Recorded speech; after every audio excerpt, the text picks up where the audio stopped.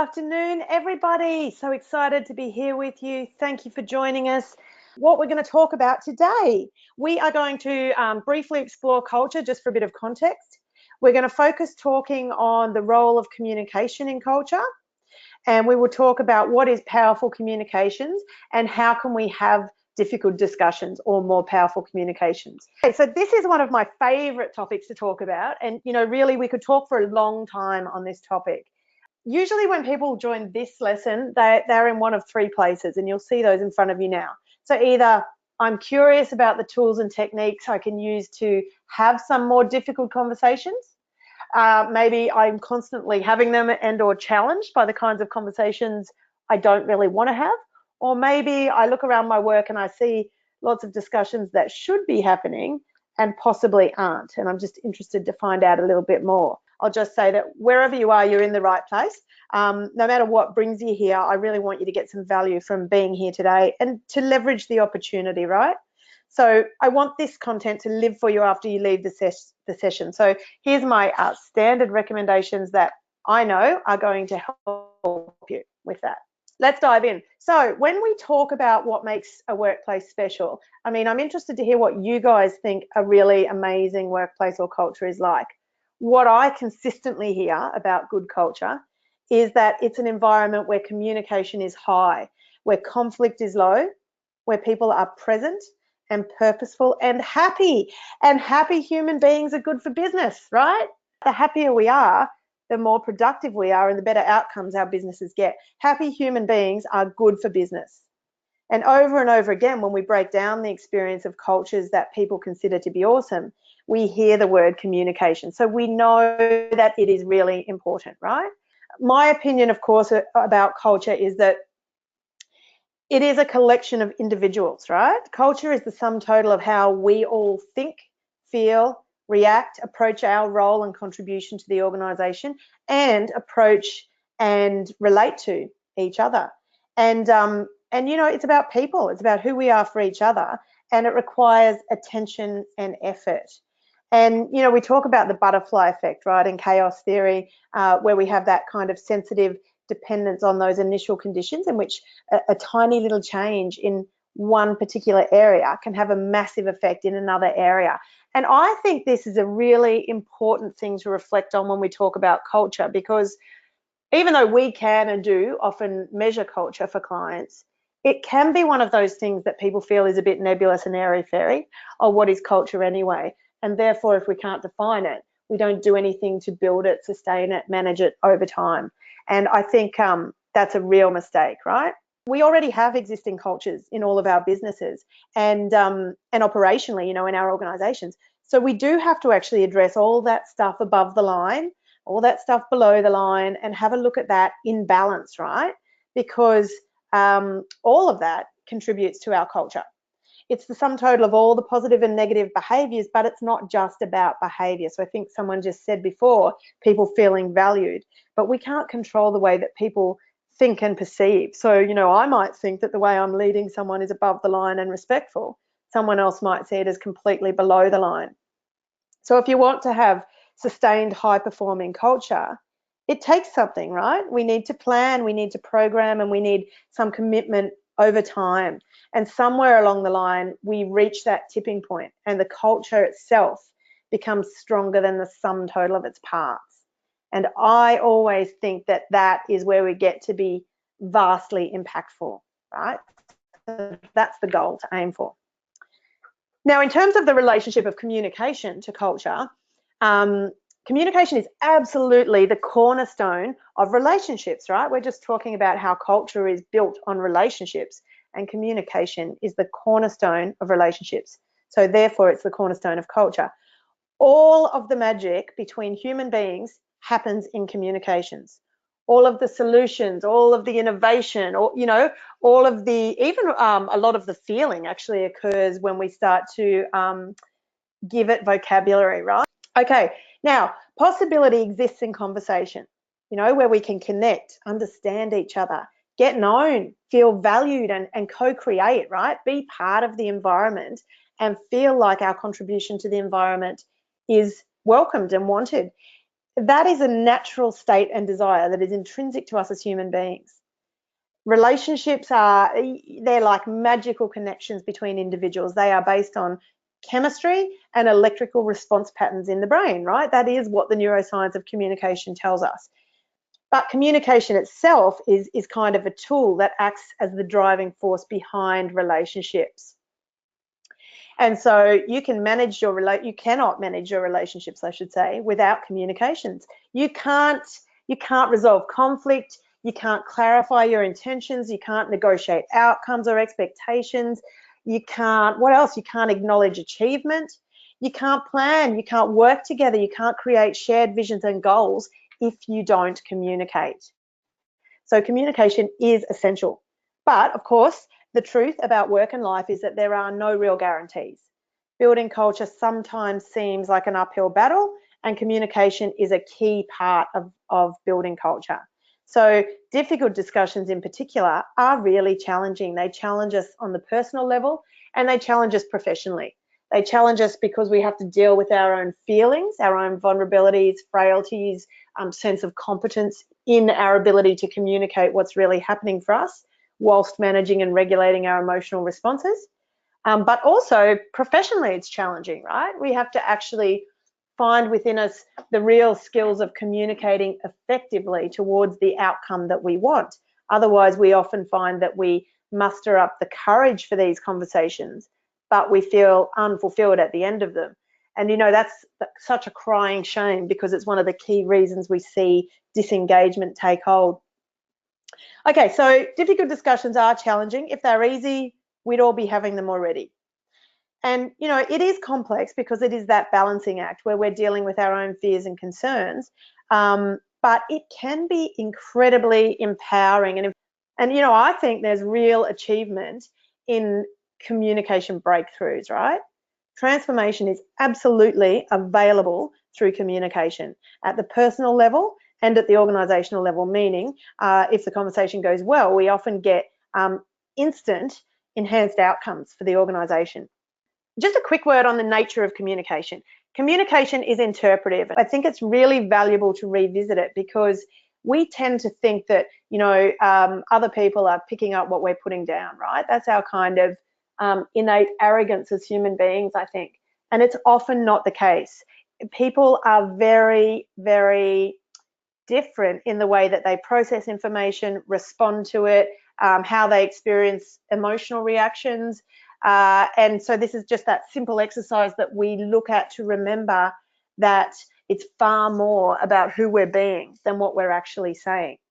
You know, we are often not in control of all of those variables that impact the way we receive information.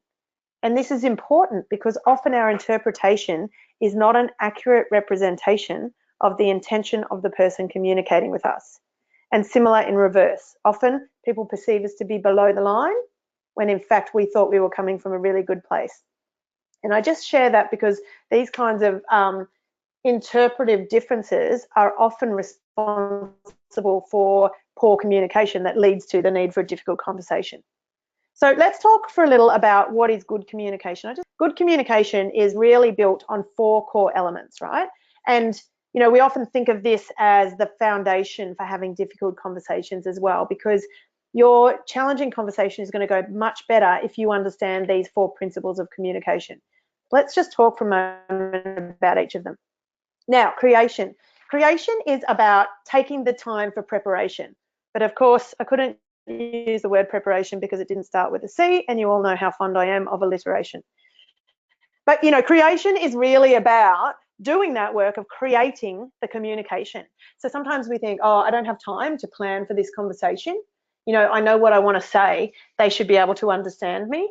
But I have observed for myself in my own life, personally and professionally, that the more I actually just take a deep breath and do a little reframing kind of exercise and really focus my intention, the clearer I get on what it is that I want out of this interaction.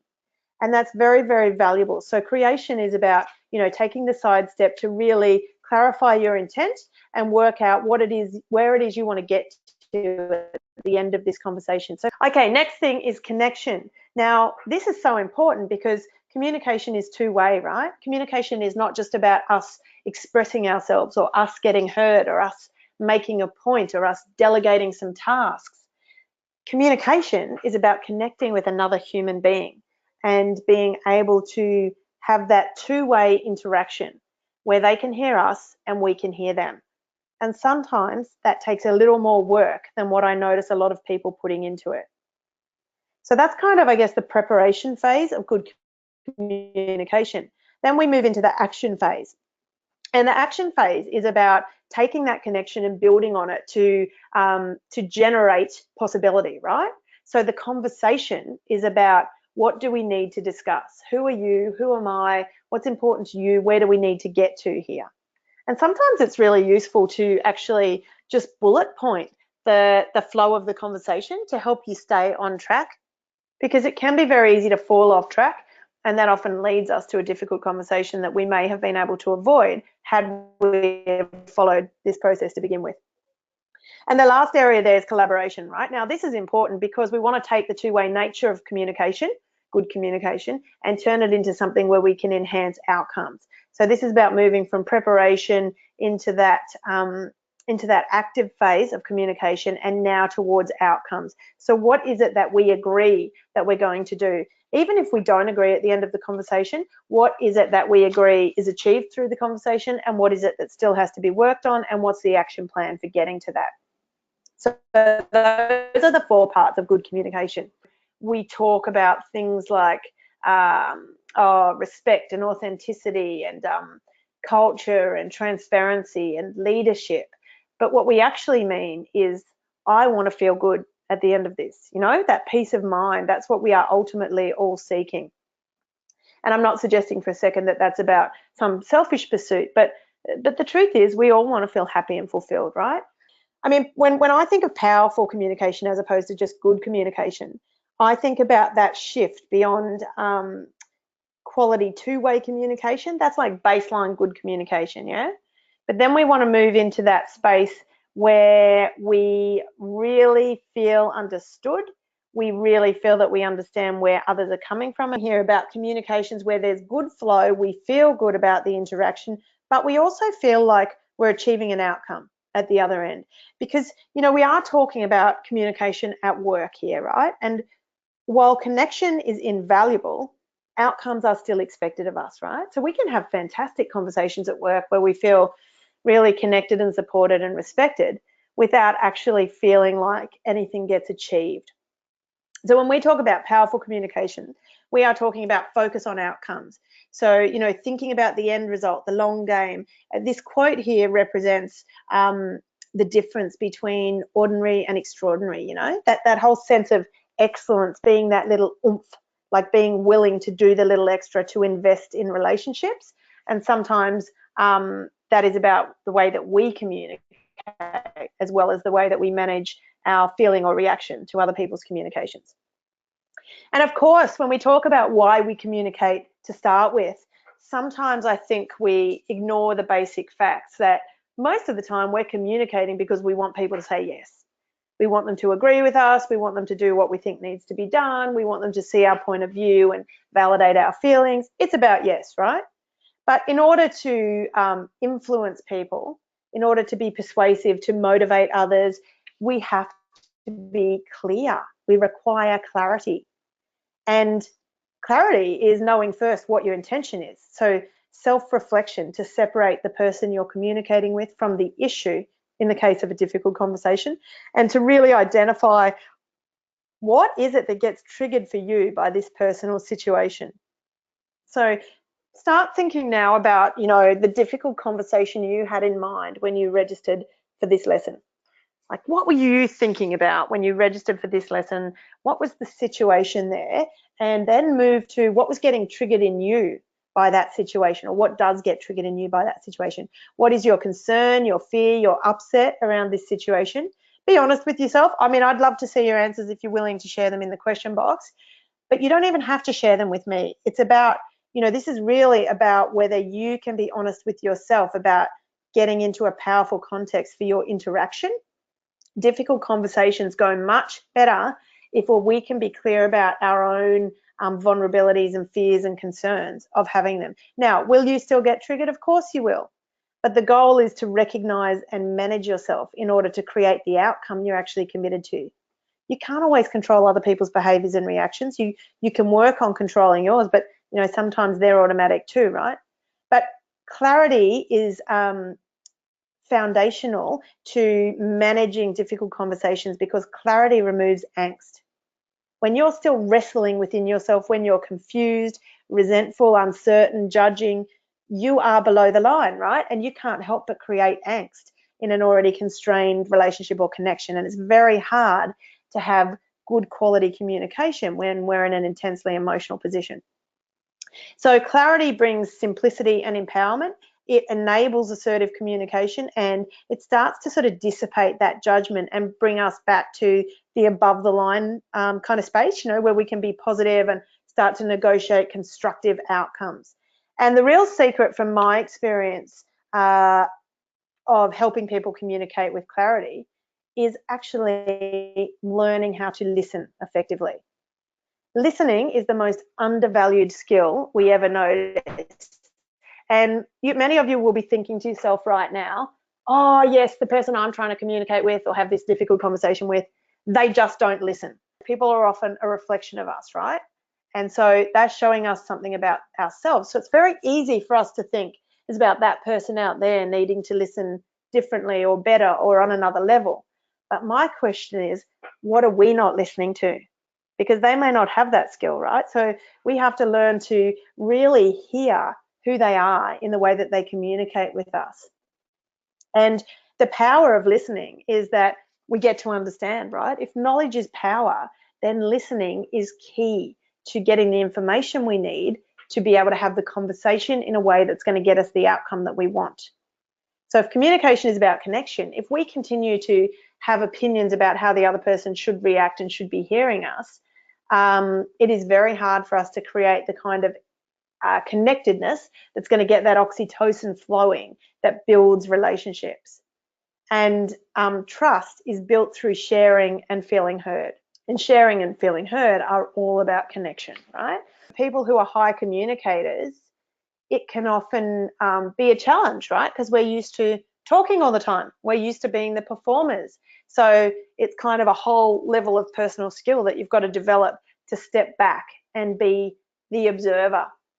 And I love that quote. I can't remember who it's by, but that quote that says, don't speak, but don't worry, your time will come. So that whole concept of being the last to speak. Okay, just super quickly, I just wanted to show you what some of the pitfalls are that I notice and observe when working with client organizations around poor listening skills, because I think this is a good way just to sort of check in with ourselves sometimes and notice, oh, do I need to work on my listening skills a bit? So giving advice and jumping to the answer, repeating our message in different words, needing to be right or needing to always have the last word or share our opinion, assuming that others know what we mean, going on and on and on, so that escalation of communication, which often happens where we feel disempowered, or not heard, not actually saying what it is that we want to say, neutralizing our message, so talking about a lot of other stuff around our message and not actually being direct, trying to sell our version of events, or listening only to get our turn to speak, right? They're just some of the pitfalls that I consistently notice where relationships are not going well. So when we talk about powerful communication, we are also talking about positivity. If you expect a communication to go in a certain way, it's likely that that is the filter through which you're going to experience that communication. And there are some really valid and valuable reasons why you might feel that way, but it's still going to drive the outcome to some extent, right? So in terms of getting to that yes or being able to get the outcome that we want, these are just some of the basic steps. It's about setting your intention, listening first, and listening for your own, what we call filters and fillers. So listening to all the stories and all the concerns and fears and worries that get in your way. Upping our empathy, so listening to the person, not what they say. And of course, the 7% rule reminds us that it's 93% of what someone experiences after an interaction is about the being, right? The circumstance, not the words. Only 7% of what we get in a communication, or what we're left with at the end of communication, is about the words. Being there for the other person, that's a really interesting technique to try, particularly if you're dealing with people who are really poor communicators or really poor listeners, or with whom you have trouble getting somewhere constructive at the end of conversation. So you can turn your role in the conversation into just being there for them. It's a really interesting thing to try. And of course, speaking with clarity, so being specific, which is surprisingly often underestimated. And I don't want to debate the philosophy of belief here, but I think if you do believe that, then it's true, right? Because to some extent, our thoughts are going to create our reality. So that's hence the term perception is reality. So it's about, what do we expect? Expectancy has a lot to do with the outcomes we experience in culture. Anyway, those tips, not specifically about difficult conversations, but they're often useful for difficult discussions if we know what it is that we want people to say yes to at the end. Okay, so let's start talking more about the detail of having difficult conversations. Now, there is a very common approach that we see with difficult conversations. Here's the most common approach that I see time and time again. I'm sure you'll all relate to it. I'm just not going to have it, right? And when we avoid conversations, mostly my experience is they don't go away at all. In fact, sometimes some of those emotional and physical reactions, so the people who are saying panic, anxiety, these sorts of things, it doesn't go away, and it often can actually escalate and just gets elongated, right? The experience of it is elongated. So the stress response is that we become more intensely impacted, and the intensity remains for longer. Some of the reasons why people do commonly stick their heads in the sand. These are just really common reasons why I notice people avoiding difficult discussions. Either we've had a bad experience in the past with it, we don't know where to start, and we think that we don't have the skill for it, so we just don't start. We worry that we're actually going to make it worse and or not be able to cope if it gets worse. Could be about our family or home environment. So sometimes we come from a high conflict background and we just don't want any more conflict in our world. I guess you don't even have to come from that kind of environment to be conflict avoidant. We maybe have tried it a few times, or we've seen other people try it, in particular with a person you might be thinking of in your environment. And maybe we've never actually seen it work well. Or maybe we just have a strategy of hope, right? We think, if I just hope and wait, maybe it will go away. Now, some of the impacts that we notice really commonly of avoidance are these four. We end up walking around on eggshells, right? And you'll have various reactions to that emotionally and cognitively. Some people, can cope fine with that. People who tend to be more passive often have no problem with just being careful and monitoring the other person's vibe, that sort of thing. I myself find it very challenging to walk around on eggshells. I'd much prefer to just get into the conversation and try and work through it together. We talk about elephants and eggshells. So, first of all, there's walking around on eggshells. Second of all, there's like not wanting to name the elephant in the room and hoping that no one else brings it up either, right? So that's one of the impacts, is there always is that elephant in the room. There is always that difficulty between you and the other person, that challenge, that sense of resentment, that fear, whatever it is that's going on for you, it stays there. Time wastage. This one is amazing. I cannot tell you how many conversations I have with clients and organizations. Makes no difference what level people are, how educated they are, how well they communicate. When we avoid having those difficult conversations, we waste so much more time than what we realized. I once had a client do a time audit on the amount of time they spent worrying about this person who they had to manage, who they didn't want to have a certain conversation with. And it was just inordinate, right? All the time spent driving home, all the time spent while cooking dinner, the distraction from their family, worrying about how the conversation would go. And then, of course, that often leads to worrying and waiting. Now, you can experience any of these impacts. Worrying and waiting is that constant rumination, right? Where we're kind of waiting and possibly in a bit of a negative or a concerning space. So a bit of an anxious space.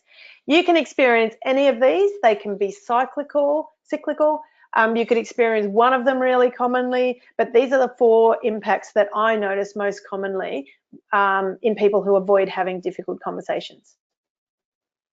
Okay, so let's talk about how to have a difficult discussion. And I just want to share with you like the guidelines that we use when we're coaching people to have difficult conversations. So firstly, it's about starting with curiosity, and that requires us to sort of let go of likability somewhat, because people who avoid conflict, they're often worried that they won't be liked. While it's natural to want to be liked, it's not always the most important thing. So if you can lean into conversations with an open attitude and a genuine desire to learn about the other person and to figure out what's going to work, you start from that place of curiosity, right? And respect for yourself and the other person. Genuine respect and vulnerability typically are going to produce more of the same, right? Mutual respect and shared vulnerability. Even when the subject matter is really difficult, conversations can often stay really in a supportive space if respect is present. And that's about that connectedness. So respecting the other person's point of view and expecting and requiring and setting boundaries that they respect yours is important too. Secondly, listening to hear. So we've talked about listening, but focusing on what you're hearing rather than what you're here to say. People who shy away from conflict often spend a lot of time mentally rejigging their thoughts, right? It might feel like useful preparation, but ruminating over what to say can often hijack your mind and really sap your energy, right? And sap your time for that matter. And often when we're not just at work as well. And difficult conversations, they rarely go exactly as we plan them anyway, whether they go better or worse. That's been my experience and observation. So, you can take some of that pressure off yourself. You don't actually need to control the conversation or to talk during a difficult conversation, but you can focus on listening, reflecting, observing, exploring to try and understand. So, words like, tell me some more about that. Explain to me what you mean. How does that make you feel? That concept of really being interested and proactive, as you might with a partner or a child if you genuinely found yourself confused about what they were trying to say. So it's about gathering detail, asking follow-up questions, avoiding, blame or whatever might be your common go-to in that situation. And thirdly, it's about being straight. So it's about directness, addressing uncomfortable situations head on, right? By just getting to the point, having a frank, respectful conversation where both parties can be honest about what is actually happening and what they are experiencing, but they're able to separate their experience from the other person's action. And, that creates a whole different kind of communication outcome. Of course, there are circumstances and situations where our personality differences or, maybe cultural implications have to be considered. And sometimes that's about positional power at work too, right? So it's possible that the culture at your workplace may not value directness or, you can still engage in challenging conversations, but that requires you to shift your approach, I guess, from being overly direct to being a bit more disarmed, so affirming a back and forth conversation. Anyway, it's also about not delaying, right? So often our response to difficult conversations, and I think this is really what I notice in people a lot, is, oh, I don't want to talk about it. Can we discuss this later? I don't really have time for it. It's not that big a deal. I don't think we need to argue about it. These are all just ways to avoid actually having the conversation that, frankly, is there to be had. It's going to be very hard for the relationship to move past it without moving through it. So putting conversations off for some ideal time in the future when it's going to be easier or we're going to be more competent, that time's probably not going to come. Let's just get our cards on the table, resolve the issue and move on. Now, I'm not saying that we shouldn't plan and make sure we have the conversations at an appropriate time, but I'm just saying that, the right time will probably never come. And lastly, that expectancy or positivity. So, if we continually go to that place of, oh, this is not going to go well, or she's not going to respect this, or he never really listens anyway, then we're not going to be able to be heard, no matter what the other person does, because we've already determined the outcome and created a cognitive filter for how we're going to listen. So just start to notice, you know, what is the outcome that you are expecting? And if we can shift our thinking process and our inner dialogue to something more constructive, we can get a bit more comfortable, right, approaching those conversations, particularly with people who might be very critical, or they like to, you know, their communication style is to complain a lot, because a lot of people will say, I just don't know how to begin the conversation. So I wanted to actually provide you with a set of conversation starters that you can use that are generally useful in starting difficult conversations. So they are there. I wanted to leave you today with my 5 top tips for tackling tricky topics and mastering difficult conversations. Clarify your intention. Start with the outcome in mind. Know where you want to get at the end of this conversation. Even it may not even be a particularly difficult discussion, right? But even more so if it is, just clarify for yourself. What is it that I really want at the end of this conversation? And that's the way to go into the conversation, right? Setting your intention for what you want the communication to achieve. Because maybe the conversation is not actually about negotiating an extension to the outcome. Maybe the conversation is actually about, I don't feel respected in this relationship and I'd like to explore with you the things that help me to feel respected in relationships. Really actually understanding what it is you're trying to get to. Second tip, reflecting on who you are communicating with, because there's 2 of you. About this person, what type of communication style do they normally use? You know, how are they likely to respond? Where for you to deliver your communication or pitch your idea in order to get them on board, right? To get some buy-in. Third tip is authenticity. Being authentic is about allowing ourselves to be vulnerable, to share our feelings, to allow our humanness, sorry, spelling error there, that should say humanness, allowing our humanness to strengthen our bond. And you know, one of the things that I noticed when I was researching the characteristics of leadership excellence for one of my books was that people want their leaders to be authentic. And what they mean by authenticity is, I want to see that they're human. I want them to care that I'm a human being. So it's about that ability to be vulnerable. Human bonds strengthen our relationships, and actually they create a whole different level of communication possibility in my experience. When we have respect for someone and we have a connection or bond with them, we are able to hear them in a completely different way. And incidentally, that's what shifts us from that end of sort of the neuroscience of communication is a sliding scale. At one end, we can trigger or generate the production of cortisol, which is, of course, a stress hormone. And that keeps us very separate. Oh, I am this and they are this. I'm right and they are wrong. They should do this because I have done this. What happens when we are bonded with someone is, when we connect with them as a human being, is we start to want to hear what they've got to say. There's a different kind of openness there, a softness, a subtlety that allows us to listen in a slightly different way, and also, really importantly, opens up that door for us of self-reflection, so that even during the conversation, we can separate out the difference between being triggered and having an emotional response and staying present to what they're saying without going anywhere with it. It's a very challenging but a very valuable skill, particularly for leaders. Okay, so that's authenticity. Communicating for outcomes, of course, we've been talking about that today. So keeping the end in mind, knowing where you want to get to at the end of all of this, and staying focused on that, and allowing, just what I was talking about, allowing your own reactions to kind of pass over you without being driven by them.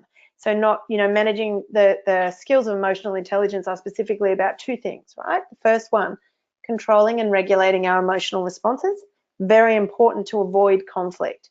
And obviously that's really valuable with these difficult conversations, because they do sometimes go off track and wind up in conflict situations. So it's about using the full suite of communication skills, and hearing to our body language, managing our emotional reactions, and staying on path so that we can agree an action plan respectfully, even if we don't get the outcome that we actually want. And then at the end of the conversation, it's important to realize that communication doesn't end when the conversation ends. So having integrity is about following through, do what you said you'd do, when you said you would do it by, and communicate if changes are necessary. And of course, our standard rules are that you are always making a mark. You do have influence, even when we feel like we don't, right? But you know, how we approach anything is how we approach everything. So just start to notice. That's why we ask the question, what is the insight that's coming up for you here? What can you see that you could change or tweak or do differently? Because how you approach this conversation is likely to have something to do with how you approach every conversation. So valuable to notice. Just to finish off, if there is anything at all I can do to help, please reach out. If you want to have a conversation about how the course might be useful for you or your teams, then don't hesitate to get in touch with us. Otherwise, it has been my privilege and pleasure being with you today. Thank you very much for being with us today, and I look forward to speaking to you again soon. Have a great afternoon.